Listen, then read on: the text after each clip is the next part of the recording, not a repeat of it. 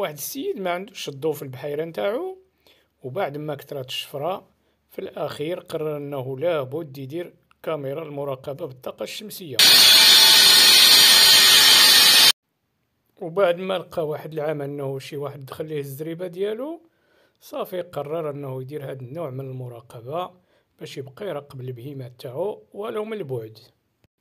فعلا هاد النوع من الكاميرات مزيانة للناس اللي ما عندهاش الضوء، يعني انت كتخليك انه تراقب العمل ديالك والممتلكات ديالك من بعد، كتخليك كذلك انه تسجل كاع اللي دار في المحيط ديالها، كتصيفط لك رسائل كتعلمك، يمكن لك تهضر ليها من بعد، يعني عملية ومفيدة للناس اللي ما عندهاش الضوء. وفي الأخير نتمنوا الشفاء العاجل لهذا المعلم، الله يشافيه. وشكرا على مشاهدتكم، ولا فيديو لاحق إن شاء الله.